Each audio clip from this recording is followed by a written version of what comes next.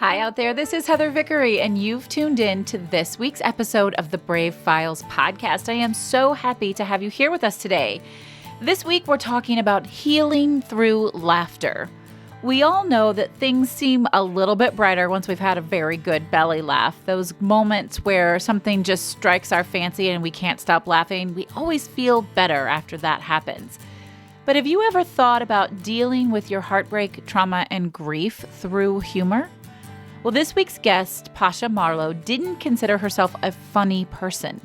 But when her son got life-threateningly sick, humor became a lifeline for both of them. She now supports others as they learn to reclaim their pain through comedy. It's a great conversation. Pasha is an absolute treat, but fair warning, no subject is off limits with Pasha, and there are some times in this interview where it gets a little raunchy and graphic. But if you're looking to have a good laugh, stay with us and let's get started. Audacious, relentless, and wholehearted. This is Heather Vickery, and you're listening to The Brave Files, stories from people living courageously. When we choose bravely in big and small ways, it powerfully elevates our lives. I hope these stories connect with you and encourage you to embrace bravery in every possible way, day after day. Together, we can build a movement of courageous living that enriches both our lives and our communities. And if you enjoy the show, I ask you to please share it with others. Maybe think of someone who you want to choose bravely right alongside you. Thanks for tuning in. Now here's the show. Friends, I am excited to have you here with us today because you are in for a treat. So let me give you just a little bit of a background information. Last year, I signed up for something that was way out of my comfort zone. You know how I talk to you all the time, every week, about doing something scary, getting out of your comfort zone. Well, I'm a public speaker. I do a lot of speaking, and I talk to you all every week. But what I don't consider myself is funny, per se. And I met this really cool chick who's here with us today, Pasha Marlowe, and she has a program called Roar with Laughter. We're going to talk more about that. But this particular group was for experienced speakers and folks who do what I do to put a little bit more laughter and fun and liveliness into what they're doing. And it really was really, really hard for me, and it was terrifying. But I did it, and it was cool. But, you know, Pasha doesn't just have this amazing program. What led her to the program is an incredible story of creativeness and resilience. And she's also got a great new book out that is called My Next Husband Will Be a Lesbian. Hello, do I identify with that one? Yes. I don't have that next spouse yet, but my partner would love it. Anyway, this is going to be a lot of fun. I'm pretty sure we will all laugh. It's hard to be in a conversation with Pasha and not find some joy in it. So Pasha, welcome to the Brave Files. Thank you so much, Heather. I'm excited to be here, and I'm so proud of you for dipping into the world of comedy when it was out of your comfort zone, you brave woman. It was really out of my comfort zone, and I'm still not convinced that I'm actually funny. But I did do it, and you that sure has to did. count. And you sang a song and did a routine, so you got bonus points. I did. Mm-hmm. I did a vulgar version of Silent Night. Well, yes. Not vulgar per se, but full of curse words. Well, that particular group was not only around the holidays, but around the election. I mean, you were in a heated group at a heated time. It was. So, yes. And my whole stand-up gig was about my obsession, my post-election obsession with Mark Elias on Twitter. Y'all are going to be listening to be like, I do not know who that is, but I'll tell you, I will not do my comedy bit. But he's the attorney that was fighting all of the cases that Trump's team was bringing up, and I became obsessed. And I've gone through a little bit of a detox hangover since everything. It's, I don't know, it's good or it's bad. All right, so we're totally off track here. Thank you for that. It was a lot of fun. I know, big surprise. It was a lot of fun, and I do want to talk about Roar. I want to tell people more about what you're doing because I think what you're doing is really unique and really special. But before we get there, let's talk about how you got there. Laughter for you essentially became your lifeline. It's what saved your life. It's what saved your son's life. Can you give us a little background?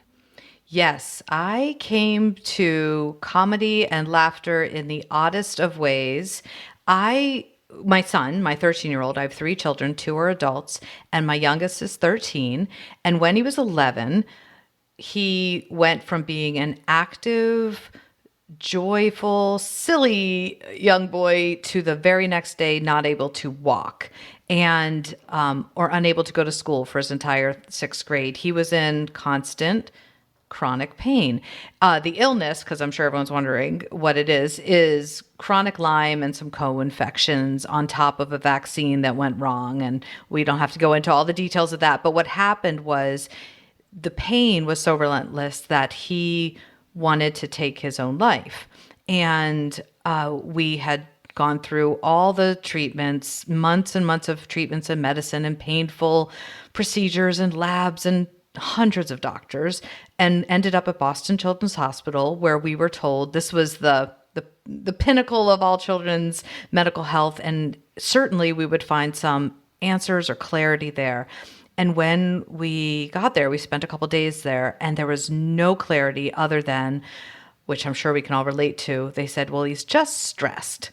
And he couldn't walk or keep his food down and go to school, and he hadn't played. You just, your kid. And I knew it wasn't just stress. So we were really disheartened by this appointment and felt hopeless, which made our situation worse. Right. And so I'm lying down on the bathroom of Boston Children's Hospital floor, as we do, crying. And I'm sorry. It's not funny, but of course your That's delivery is nasty. always funny. It's so nasty. I don't get anywhere near toilets unless I have to. And I've never even hugged a toilet from like drinking. Like that's how I am super toilet phobic. And yet when your kid is dying, you'll lie down and cry anywhere. So I'm lying on the bathroom floor crying so I don't cry in front of him yet again, because he was he's so empathetic. He knew something was happening. And I just didn't know where else to turn. That was the end of the road for us. And something inside, I don't say it's a calling, because I think that brings on different imagery that didn't happen.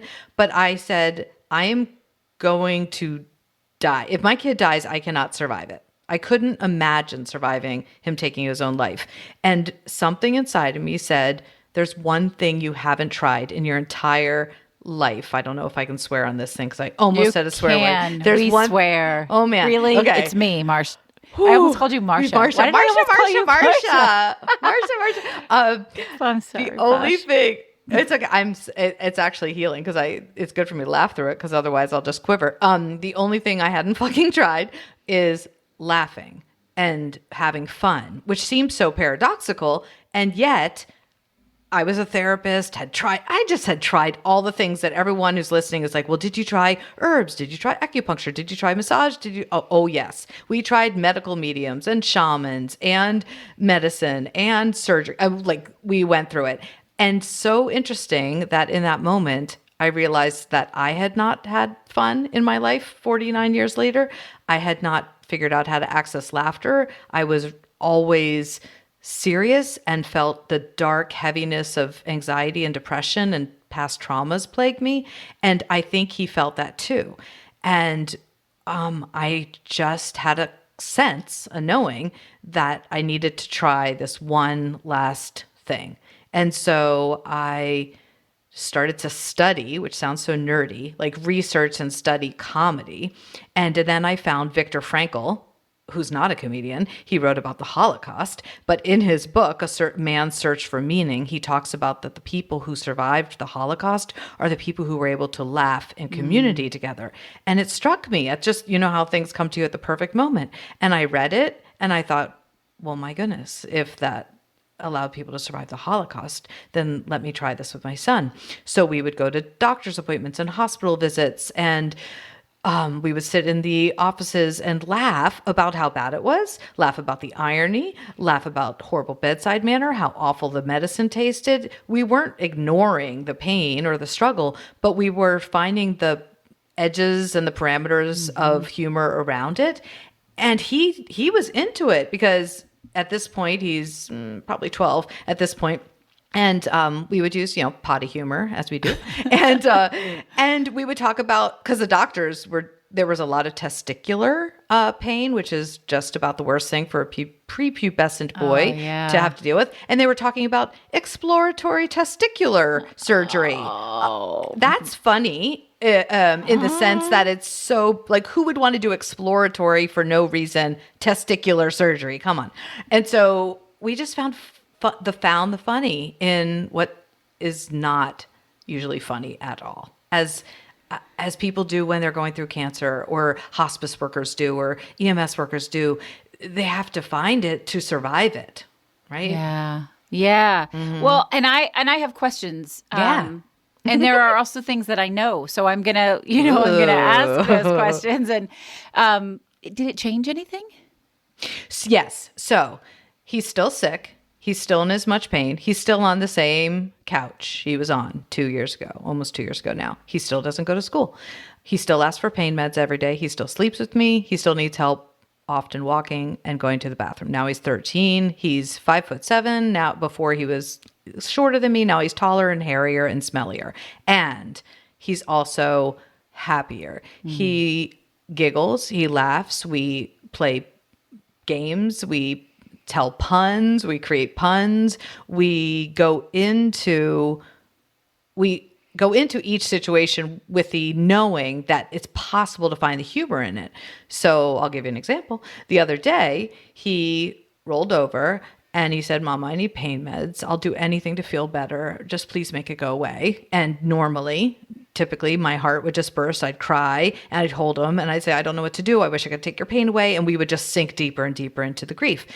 And now with practice, I said, "You would do anything to feel better?" He said, "Yes, anything." I said, "What would you do?" He said, "I would eat eyeballs." I'm like, "You would eat eyeballs? You would eat eyeballs to feel better? What kind of eyeballs?" And now he's a little bit smiling and he's like, "I'd eat your eyeballs." I'm like, "Okay, I guess you'd have to kill me first." And he's like, "I would eat horse eyeballs. I'd eat warthog eyeballs." And I was like, "That's a funny word, warthog." So I'm like, "Warthog eyeballs? You'd eat warthog eyeballs to feel better? How many would you eat?" And he's like, "Well, now he's smiling and laughing. "Well, my favorite number is 21. So I would eat 21 warthog eyeballs if I could feel better." And 1 minute, that's all it took.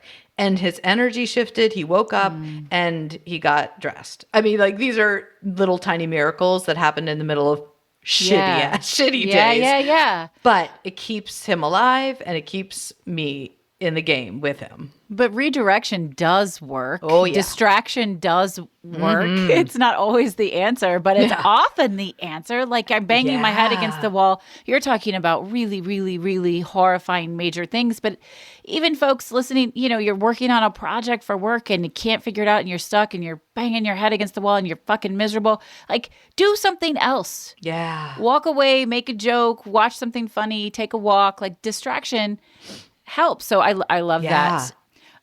So to backtrack just a little, sure. You shared his diagnosis. Yeah. But how long did it take to get the diagnosis? Oh boy, Lyme is really tricky because it mimics so many things, from the flu to OCD to schizophrenia to chronic fibromyalgia or arthritis, and even meningitis. And so you basically get poked and prodded and you get a negative. You always, well, I shouldn't say always, often there's a false negative in the beginning. Right, because you have to have, your Lyme has to be, I know this because when the podcast first started, I interviewed somebody, I think the episode was called "Give It One Last Shot," and she is a Lyme survivor, although she struggles also. So you have to have, your Lyme has to be active for it to show up on your blood test result, right? Yes, so if you wait, I believe it's 5 weeks. I might have that wrong by a week. If you don't get it within those 5 weeks of the bite, it doesn't necessarily show up. Often not. And then that's the typical Lyme test. So you send away for $450, by the way, to a place in California, to a lab that'll give you a more sensitive test. But when your kid's like a little bit sick, you're like, well, I don't need to spend $450 on a lab right now. So you wait. And then you go to a regular doctor. And so by the time you've actually come to the acceptance of the fact that it's something that you're going to need to pay out of pocket for. Now it's typically $10,000 to $20,000, and we're almost at 30 to treat Lyme out of pocket, even with incredible insurance, because it's not recognized in many of the fields of medicine, plus insurance companies don't cover it. So it's all naturopathic and mostly alternative, which is a crime. It's such a crime. It's so Yeah. messed up on It's on totally so messed many up. levels. So he's really sick. Yep. You don't know what it is. You're getting all of this bullshit answer, and you finally get this. And then and this just like is a kicker. I can't believe that this is true story, real life. Every time you say it, I'm like, the fuck? And then you got Lyme. I did. So a few months after he got sick, he and I don't know how woo-woo you and your audience are, but Oh, we're so woo. You are? Okay. Woo, woo. I believe I have a lot of, as I mentioned, inherited and generational trauma. I think Jamie was born with the same. And I believe the cord between us is quite small and tight, and too much so. We're very enmeshed. Like, we never really separated fully, properly. I nursed him for 2 years. I don't know if that was too much. I couldn't stop. He's my favorite person. And my older kids know that. My husband knows that. My future lesbian husband knows that. He's my favorite person. And so it just, when I hurt, he hurts. When he hurts, I hurt. And I remember saying, Jamie, I wish I could take this illness away. And then the next morning I woke up and I'm like, are you fucking kidding me? And I knew, because I had the classic, which is so fortunate if anybody ever gets the classic bite with a ring around it, because that is gold. You go into a doctor, they give you 30 days of antibiotics, boom, you're gonna probably be okay. And I was so fortunate that I had the big bullseye, and I still, because of the grief, I think, stayed sick for quite a while, just because the trauma and the exhaustion. You were mirroring his pain too. Yeah. But he's become one last woo-woo thing. He believes, I think I did this in the comedy routine, like, he believes he became a shaman when he got sick, in that he believes and feels that he can hear the voices of animals and people. And so when he goes to school, it's very hard. He only lasts about an hour because he absorbs everyone's energy. He says he can hear animals talking to him, and he can hear what I'm thinking. And it's creepy. It's before I even say it sometimes. And so if I'm sad, he's sad. It's like your dog. I don't know if anybody out there has a dog who just like starts to cuddle up when you're sad. You're like, how did you know I needed a hug? And there's something, just a knowing that he has that's just like that. And so it's a curse and a gift, because of course that means I need to learn to use it. Oh, yeah. And I need to learn to let go, which is why over this past year, I've been working like a madwoman and producing really great stuff, but really working around the clock, because I mindfully needed to separate myself from him and not sit with him on the couch every day, all day. It wasn't working, even with the humor. Right. For either of you, probably. Not for you. Yeah. Exactly. Man, that's a lot. I should introduce you to Catherine North, who is a mystic and a healer and a coach, but she has some of that shaman-like clairvoyant connection. We just interviewed her last week, but if check out the interview, and I will make an introduction, because I think that it could be something really fascinating for all of you. Okay. And then it keeps going, folks. Are you hearing this crazy ass shit? And then you fucking come out to yourself. Oh, that. Yeah. So, because I have not had sex in, oh my gosh, wait a minute, I'm trying to count. Like over 3 years now, at least. I haven't kissed anybody in 3 years. No, yeah, that's true. And why would I all of a sudden start to realize my sensuality and sexuality in the middle of this crisis? All I can figure, the only thing that makes sense to me, is that when I started to fully live in the face of death and fully laugh and fully experience emotion and start to release my truth for the first time, I started to get mad. For the first time in my life, I got mad about That's good. patriarchy. We need to get oh my fucking gosh. mad. Yes. I Yeah. had never felt rage. I had never yelled at anybody. I had never sweared, Heather. Like 49 years. I know. I was really too good. I was one of those, I didn't do drugs. I didn't drink. I didn't party. I didn't go to sports events. I didn't go to concerts. I didn't swear. Like I'm a total dork, like Holly Hobby me. And so I realized I'm like, I am losing my kid in my life and I've never gotten mad. And wait a minute, what's going on? My husbands have, cheated on me, my current husband, my last husband. I've had trauma, sexual trauma. My parents are assholes. Oh shoot. I was like, I've like, you know what I mean? And then, of course, just society and politics and culture. And it all started flooding me. And interestingly, because I heard one of your previous guests talk about the Kavanaugh hearings, and that was a catalytic, is that a word? Moment for me. I've heard that from so many people. Wow. Something triggered me that day or that week or month, whatever it was. And what made me mad was that my husband didn't seem affected. My brother didn't seem affected. My father didn't. And I felt so alone and pissed. And then I think because I started releasing rage, I was also able to release grief and joy and desire. Yes. And it all came out. And it came out through my pelvis and it came out, through blood, sweat, and tears. And so I think when you start to release and embody your emotions, and I was doing it at the time through exercise and fitness and yoga, that was my profession. And then I started moving with COVID into full-time coaching, and I started to embody my emotions through dancing and laughing, and writing and hula hooping without a hula hoop and just things that I hadn't tried before. And then the sexuality piece evolved and became stronger and stronger. I have no evidence to back up my claim of bisexuality. I have nothing to go by. What evidence do you need other than the way that you feel? It's true, except that it's so like most people's coming out stories involve something like a kiss or an affair or like an experience. So it's like, oh, that's what I've been missing. I have no idea. It's just, I do because I have a brain and a mind and fantasy and desire, but I don't have any experience, quote unquote. And so it's so funny that I came out, I feel like pretty big and loud and proud. Okay. Yeah.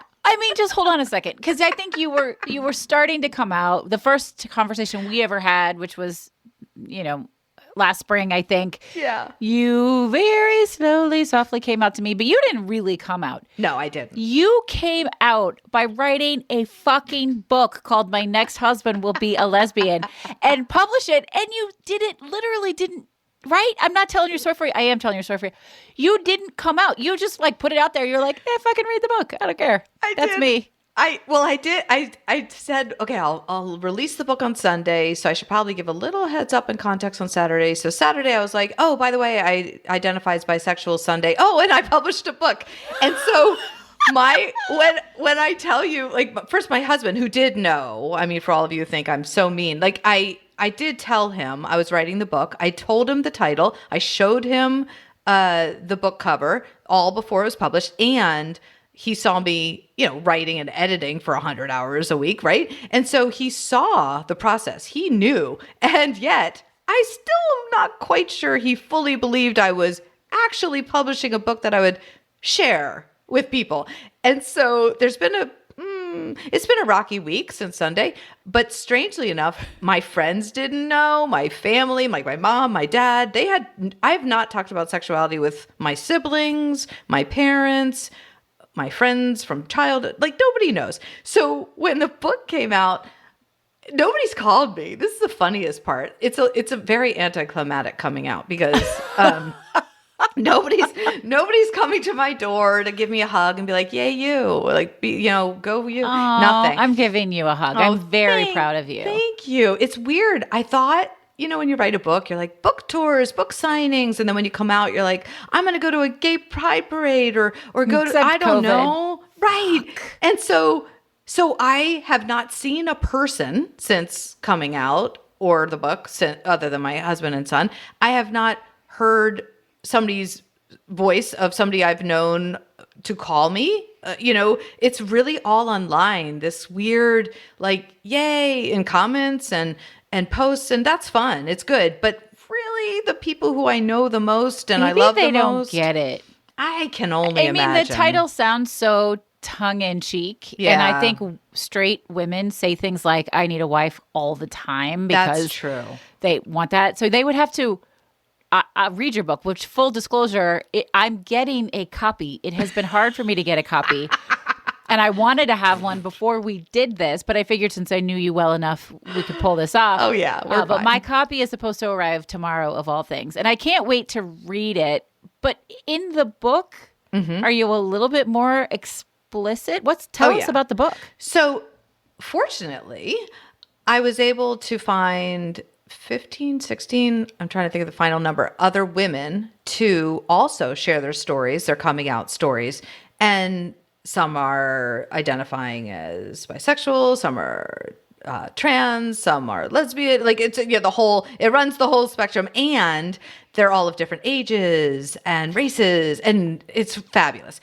I wanted to originally write the book by myself, but when I started to hear their stories and realize how liberating it was to put it on paper and then to release it out into the universe, whether they use their full name or not, most of them are using a pen name and not their full name. Do I know anybody else who's in the book? Well, I thought I might. Oh yeah, no, you do. And our friend Jamie, using her full name as a out bisexual and trauma informed therapist, wrote the afterword, and it's fabulous because she really ties together she talks about the bisexual experience. But yeah, there's a lot of people actually in there, and they're so brave. So for the first time, some of them wrote it on paper, and writing it on paper and coming out to themselves was brave. And then they sent it to me, which was really brave. Yeah. And then they let me publish it. Yeah. That's crazy. And so I would have done it. Why didn't you ask me? I think I was at the time talking to women who were in the messy middle. Like, fair enough. Where you were, because I've listened to, you know what I mean? When you were like giving you a hard time. Just divorcing and figuring, like that's, that week, that really hard week after you came out to your husband. Hell, that wasn't a week. It was like 5 years. Okay. Well, I'm in week 1 of year 5. That's where I am right now because we're crying a lot and we're fighting a lot and we're like, what the hell have you done? So it's the very messy middle, but the holding in my secret and shame about it was not killing me too. Yeah. It was like death by paper cuts, right? It is so wonderful though that you've found this vehicle for these women to have this cathartic experience, even if they didn't use their full name, even, all of that is fine. There's something really magical just about telling our truths. It frees us. It's not about the people who hear it. It's about actually saying it. Exactly. And I think for you, laughter is the same way. It isn't necessarily about the audience. The audience is great. And I'm so it's the only thing I've ever been grateful for COVID. I'm so glad there wasn't an in-person live audience when I did my stand-up routine. Oh, that's the next frontier for you then. The live audience. You would have loved. You would have played to the audience. Maybe. I probably would have. I do great on stage and I enjoy it. That was terrifying though. Yes.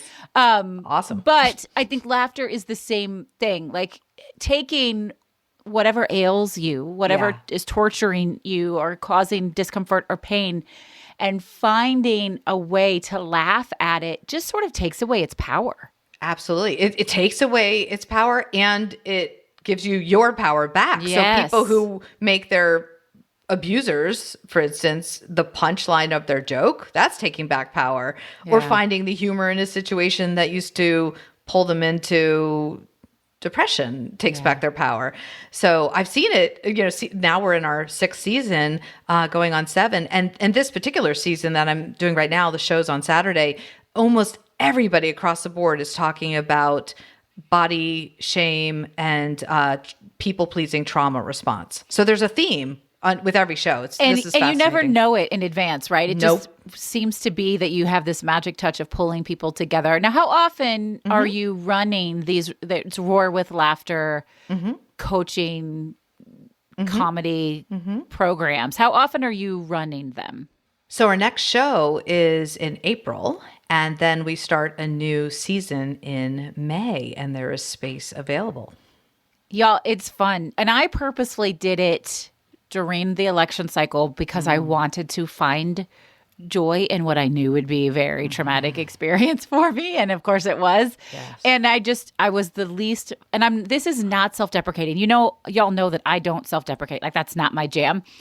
I was the least funny woman in the room, which was totally okay because I laughed, belly laughs, the kind of laughs that you cannot manufacture every week. And it was so joyful. And it was hard. There's so much harder to be thoughtfully comedic. I'm funny. I can be off the cuff funny. Like, we can have a great conversation. I can make you laugh, but planned and intentional is challenging, but there's so much cool stuff that comes from it. And you really do take this and help people. You call it from rupture to rapture. Yes. Right? Yes. And so if you're trying to break through on something or heal from something, a program like this is highly unusual and fun and different. And, I would suggest it to anyone.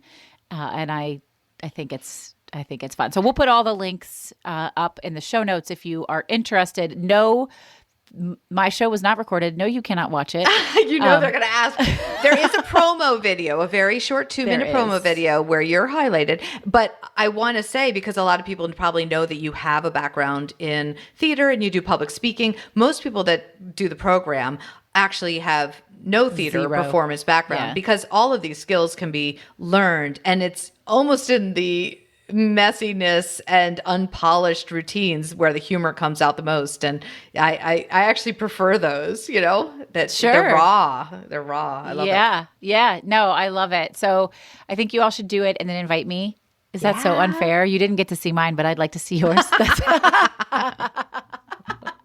You show me mine, but I'm not showing you yours. That sounded so dirty. That's okay. That's kind of how I roll. Pasha, I'd be curious to know, other than finding laughter and finding joy, what sort of things do you do throughout the day? It sounds so trite, practice self-care, self-compassion, but what are your sort of grounding non-negotiables that get you through? And your days are still really, really hard. They really are. And so I first of all, I said, well, I'm going to become a pleasure and laughter coach. And so it is. And so I need to rise to that every day. So I start the day realizing that that's what I've given it to myself, and I'm going to step into that power and bravery every day. And then I have coffee in a really nice ceramic mug, sitting on the couch, watching the sunrise with a fuzzy faux fur blanket. And no, I'm embarrassed to say I do not journal. I do not meditate. Why are you embarrassed to say? Fuck that. Well, it just, you can do whatever you want. It's like the formula. And it's like all my coaches have said, claim your mornings. Like, don't start serving people right away. Claim your mornings and be your own best client. And I get it. And I think it's a fantastic idea, except that half hour is the only half hour I am not with my kid in my house. And I take so much pleasure in serving people that right now, that's how I'm receiving my energy. I know it's not the preferred way for everybody or the recommended way for everybody. It's not scrolling mindlessly. It's answering messages and responding to people's comments. And that first half hour, I feel like I can give them my heart in a really sweet, nurturing way versus fried and frazzled and rushed. And so I feel really good about what I can give people at that time. And so I do that. I eat well. I try to get outside every day, but I have like a cutoff of like 10, 15, maybe 20 degrees, or I'm not going. And I keep raising it. And I really shower too much. No way. No way. I'm just like, I need a shower. It's like quiet and the water and the warmth. And I always think this is probably a good time to play with myself and masturbate, but I don't. I really don't. I never do. We're not expecting that, were you? Well, I'm supposed to like caress my body and do the self-worshiping. And this is what I... Who's this supposed to? You know, I only have one rule, right? Do you know my rule? Don't shit on yourself or something like that. My rule is that there are no rules. Oh, that's Just cool too. Do you? Yeah. Or don't. Okay, or don't. Well, do me. I think I'm sorry, I wasn't coming on to you. Do me. I'm in the shower and I have those thoughts of like, this is probably an appropriate time to do some self-worshiping and caressing. But it's, to me, so much more pleasurable to not try at all. Like not try anything. Yeah, just to exist in the moment of time. Yeah. Yeah, I feel that. Man. So I have so many vibrators and so much lube that is going unused in my bedside table. Oh, Pasha. Okay. I'm dying laughing. We've not ever had an episode where we talked about masturbation or lack thereof. What? So leave it to you. Leave it to you, Pasha Marlowe. Shit. I talk about this stuff all the time, which is ironic. Do. But I mean, because one of my groups is a group of bisexual, fluid, curious women. And so we're always talking about sex and fantasy. And then I do this Let Pleasure Be the Measure podcast where I bring on everything from sexologists to sex therapists to yoni steaming experts, like all kinds of pleasure. And so I end up talking about sex all the time. But you're not having any. I have such a great fantasy life in my head while I'm working. Oh, Pasha. Well, I'm glad you brought up your podcast because if you guys are interested, if you listeners are interested, you want to know more, tell everybody the name of it again. Let Pleasure Be the Measure. It's a great name. Pasha, as you can tell, is very funny. Your delivery is always great. I think that the podcast is fantastic. And I have clients who are sex coaches. We had a guest a couple of years ago that hosts a podcast, which you should connect with her, called Good Girls Talk Dirty or something like that. And she does, I don't know if I've got the name right. I'll have to figure it out. We'll put it in the show notes and I don't want to look it up right now, but her podcast is like everybody's anonymous. She just puts a picture of their eyeball because she asks all the questions. Okay. Well, I like it. I love this idea of, good girls being like sick of being good girls and then just unapologetically going wild, ethical hedonism. But, we could be naughty and dirty and I could just have an affair with myself. I mean, right now that's my only option. But I think that it's, for me, the next level of healing will be to find more space to create for self-pleasure. Yeah. It's Good Girls Talk About Sex is what it's. Ooh, that's good. Okay, I'll write it down. Yeah. Nice. And we can link to that. But you all would have lots to talk about. And, you could probably be a guest on our show. She very rarely gets somebody who's willing to put their name to it. But I have a feeling are you kidding? This is fun. You know what? I mean, my parents aren't calling me anyhow. It's like, what am I scared of? I'm not like, I don't even know what I'd be scared of anymore. I put it all out there and I don't have anyone who makes me feel like I need to change. So I'm just going to keep talking. Do your thing. I love it. I love how much you own it. I think it's amazing. If it made you all uncomfortable, maybe that means you should sit with that. Why? Why does it make you uncomfortable? Yeah. Whole different podcast right there. But it feels like a really good time to talk about celebration. And I know for you, laughter is celebration of survival. Laughter is celebration of overcoming. How do you celebrate success, Pasha?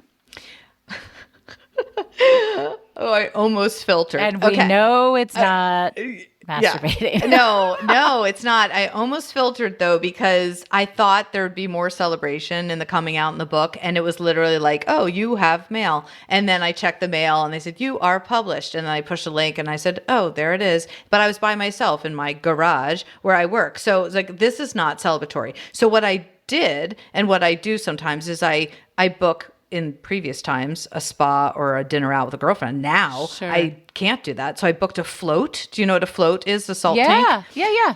So I booked a salt tank float, which COVID apparently can't live in the salt water. And so I booked it. It's too expensive, but I still did. And then I made sure I had my coffee in the morning and left the house before everybody was awake. And I picked the music. I picked rainbow lights to be in my float because I was my coming out day.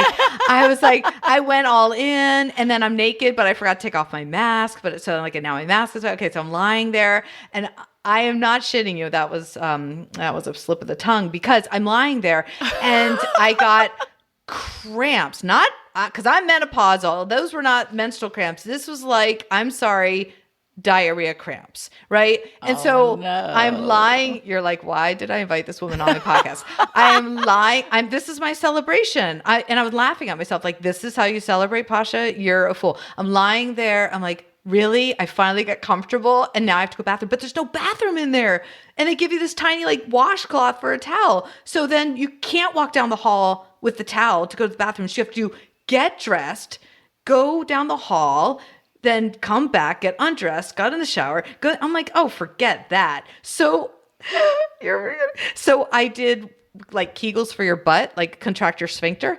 And when I did, I contracted my sphincter muscle. And because I'm submerged underwater, it sounded like an entire lake cracking open with ice because of, brittle bones and arthritis. So I heard this all over my body. And I laughed out loud because I'm like, this is the worst celebration of coming out in a book ever. And then I jumped out of the float and I ended up at the grocery store and came home, and the day just continued as always. Did I try to celebrate? Yes. Did I try to treat myself? Yes. Does it ever work out? Well, no. Oh, Pasha. It's embarrassing, but it's true. Well, it sounds like you celebrate in the morning with your favorite cup of coffee. I do your that. Favorite special mug and your fuzzy blanket. You don't have to maybe set yourself up for such a letdown. And I work. And I really love my work. I get so fired up and turned on to do podcasts, to go on people's podcasts like yours, to do them, to do the comedy, to write comedy. It's hard, but it's fun and it's liberating. And so I do find currently my pleasure in my work. And to me, I'm learning to play with myself, in the sense that I'm learning to have fun playing. To be playful. Yeah. And be playful. Yeah. And so for right now, that's my celebration and pleasure. When COVID's over, I'll go back to calling a girlfriend and having some spicy Thai food. There you go. Yeah. There you go. Y'all, if you didn't know it, you never know what you're going to get with the Brain Files. So I'm pretty sure we went from masturbation to diarrhea in 5 minutes. I'm so sorry. Hey, and I'm available. I'm just kidding. She's looking for a girlfriend. It's okay. Oh, this is the worst dating bio ever. Okay, my love. And we could just go on, and yet there's a time constraint. So you really do, though, care a lot about your community. You really are invested in people and in the world at large. So what's your favorite charitable organization to support? Currently, it is the Trevor Project for LGBTQ teen. And we should talk about that. All of the proceeds from your book are being donated to the Trevor Project. It's technically not all of them, because part of the proceeds are going to my publishing team, because they graciously didn't. That's not charge me. Yeah. It was a really nice arrangement, but nonetheless, and then proceeds are going to the Trevor Project. Yeah, yes. I think that's really cool. Where can folks get the book? This is a funny question for me to ask you, because I had such a hard time getting the book. Where can folks get the book? So it should be available very easily on Amazon, Kindle, or paperback. And soon, if not already, when you publish this podcast, it'll be in Barnes & Noble, Walmart, all the places. And I hope also soon in local bookstores near you. But definitely Amazon. Okay. Awesome. Yeah. Well, y'all have to check it out for sure. I can't wait to get my copy and read it. Pasha, will you share your 3 words with us one last time? Yes. Audacious, relentless, and wholehearted. I'd say those sum you up quite well. Thank you. Thank you. Yeah. I love it. I appreciate I'm that. so glad you were able to come on and chat and give us all surprises and laughter. And you always show up and put your heart and soul into it. And you always surprise. And I say that with like love and admiration and respect. You never know what you're going to get from Pasha folks. And it's always entertaining. I love that I'm so consistent in my unpredictability. There you go. Consistently unpredictable. I used to have a favorite t-shirt that said perfectly imperfect. And I think you should have one that says consistently unpredictable. I like it. I like it. I'm writing it down. I'm also going to make sure to say my next husband will be a lesbian, but I'll often. Yeah. Yeah, absolutely. Awesome. Thank you so much for being here, Pasha. Thank you, Heather. It was such a pleasure. So I hope you all enjoyed it. I hope you've laughed in ways or maybe just shook your head in ways you haven't in a really long time. And I hope that you take this as a way to bring more laughter and joy into your life. It really does make a difference. And it's contagious. You can spread it to the people around you, and it's a really lovely thing to do. If you want to connect with other people who are trying to shift their focus, step up into their brave, come and hang out with us in my free Facebook collective, Brave on Purpose. Pasha's there. You can find her. Just go into Facebook and search Brave on Purpose and connect with us there. I can't wait to connect with you all next week. Remember to follow me on Instagram and Twitter and all the places. I love to talk to you. I read every email and every message myself. I respond myself. You can also give us a call at 312-646-0205 and share anything you want or ask any questions you want. I love hearing from you.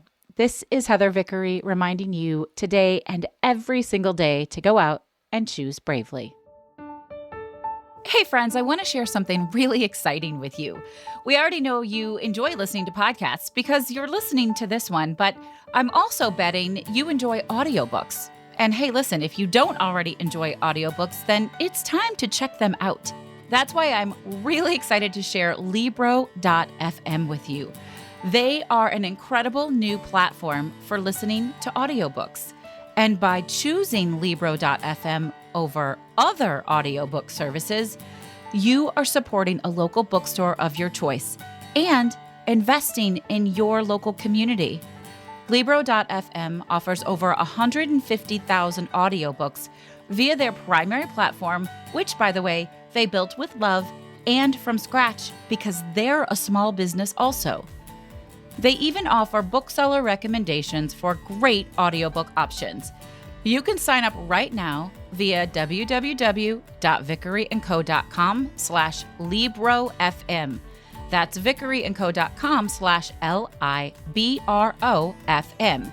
And when you do, you'll get one free audiobook of your choice, and the proceeds will go to your favorite local bookstore.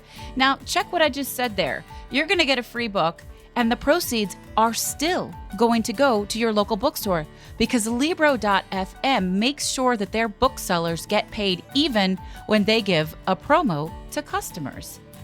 I've listened to over 20 audiobooks this year alone. I especially love listening to memoirs read by the author, and it feels great knowing that all of my purchases support my local bookstore, The Book Table, in Oak Park, Illinois. Libro.fm. The same audiobooks, the same price, but a completely different story. Check them out right now at vickeryandco.com/LibroFM. Have you ever thought about starting a podcast? Maybe you've had this thought and then quickly shut it down because who has the time? Or you don't know how, or gosh, it just all seems too hard. If you have something to share with the world, we want to encourage you to get your message out. The world needs to hear it. Did you know that 50% of all homes are podcast fans? If you've ever wondered about having your own podcast or how it can increase your business or get your message across, then please join me and the other experts from the Podcast Power Academy for our monthly free Q&A session. It's called So You Want to Start a Podcast? This casual live conversation will help you understand how podcasting can be a great decision, why now is the best time to get started, and how to get into action with it. Visit podcastpoweracademy.com to learn more. You've been listening to The Brave Files, stories of people living courageously. To learn more about the show, find our show notes and full episode transcripts, or to get some great bonus content, visit thebravefilespodcast.com. And we would love to know what you think of the show. You can give us a call at 312-646-0205. Let us know your thoughts on the episode, the show in general, or maybe share with us how you're out choosing bravely. This episode is brought to you by Vickery & Co. Success Coaching. Coaching that helps you maintain a life well lived and a business well run. Learn more at vickeryandco.com. Our music was created and produced in a custom collaboration with Matt Lewis from ML Creative Consulting, a boutique firm dedicated to helping clients identify their unique sound and amplify their brand with custom delivered soundtracks.